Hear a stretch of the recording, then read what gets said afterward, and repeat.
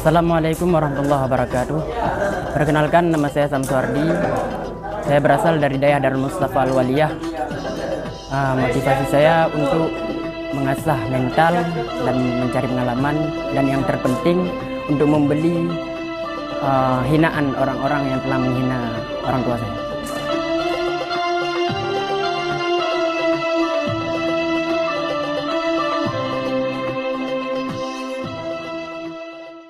Assalamualaikum warahmatullahi wabarakatuh.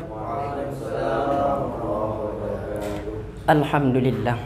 Alhamdulillahil awwali bila ibtida, al-akhiri bila intiha, alladhi khalaqal arda was sama, walladhi ja'alal qur'ana linnasi hudaw wa shifa. Allahumma salli wa sallim ala sayyidil anbiya, atqal atqiya, azkal azkiya, wa ala alihi wa ashabihi ahli sidqi wal wafa, amma ba'du. Dewan Hakim yang mulia, masa muda yang kata sebagian orang adalah masa untuk hidup berfoya-foya, masa untuk bersenang-senang. Mereka berkata, kecil dimanja, muda berfoya-foya, tua kaya raya, lalu mati masuk surga. Beginilah hayalan orang-orang bodoh. Bagaimana mungkin hidup yang dihiasi dengan foya-foya, hidup yang tidak dihiasi dengan amalan kebaikan, bagaimana mungkin bisa masuk surga? Padahal masa muda adalah masa yang sangat berharga. Masa yang dimana kita masih memiliki fisik yang kuat, pemikiran yang jernih, serta semangat yang tinggi, yang seharusnya masa muda kita pergunakan dengan sebaik-baik mungkin. Rasulullah SAW pernah bersabda, "Ightanim khamsan qabla khamsin." Jagalah 5 masa sebelum datangnya 5 masa. Syababaka qabla haramik. Masa mudamu sebelum datang masa tuamu. Wasihataka qabla saqamik. Dan masa sehatmu sebelum datang masa sakitmu. Wa ghinaka qabla faqrik. Dan masa kayamu sebelum datang masa miskinmu. Wa faraghaka qabla syaghlik. Dan masa luangmu sebelum datang masa sibukmu. Wa hayataka qabla mautik. Dan masa hidupmu sebelum datang kematian. Yang perlu kita bahas adalah masa yang pertama, syababaka qabla haramik. Masa mudamu sebelum datang masa tuamu. Lafaz iqtanim adalah lafaz amar yang mengandung makna perintah ataupun anjuran. Nabi Muhammad menganjurkan kepada kita untuk menjaga masa muda agar dihiasi dengan amalan-amalan kebaikan, dengan amalan-amalan yang berefek baik di dunia dan berefek baik juga di akhirat nanti. Maka oleh karenanya, marilah kita jaga masa muda kita ini dengan belajar, dan terus belajar. Dewan Hakim, seperti yang telah kita ketahui, di masa muda ini kita masih memiliki fisik yang kuat. Kita masih bisa berdiri dengan kokoh. Perut kita masih kuat untuk menahan laparnya berpuasa. Otak kita masih bekerja dengan maksimal. Tapi betapa banyaknya orang-orang yang menyia-nyiakan masa mudanya. Mereka baru akan sadar ketika rasanya sudah mulai berat untuk melangkah. Kuda-kudanya tak lagi sanggup menopang tubuhnya untuk berdiri sholat. Perutnya tak lagi kuat untuk menahan laparnya berpuasa. Dan otaknya pun semakin melemah. Disitulah kita akan menyesal, berharap masa muda akan terulang kembali. Tapi sayangnya, la tarji'al ayyamul lati madat. Hari-hari yang telah berlalu tak akan pernah kembali.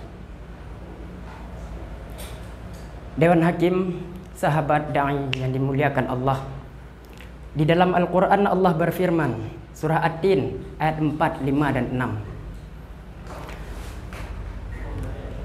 Laqad khalaqnal insana fi ahsani taqwim.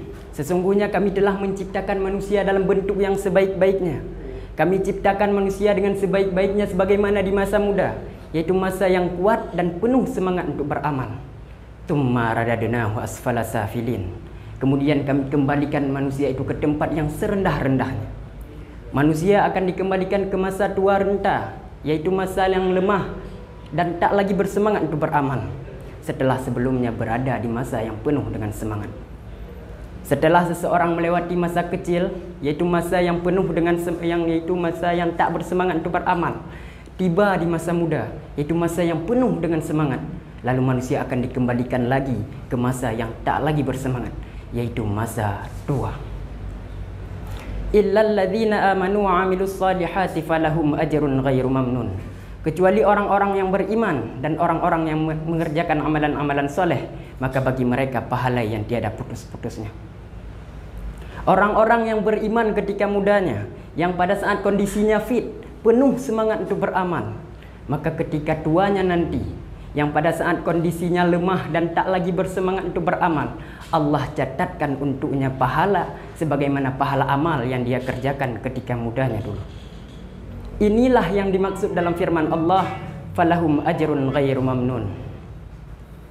Allah Maha mengetahui, Allah Maha tahu kalau seandainya mereka masih diberi kekuatan, masih diberi kesehatan sebagaimana mudanya dulu, pastilah mereka tak akan pernah berhenti untuk melakukan amalan-amalan soleh.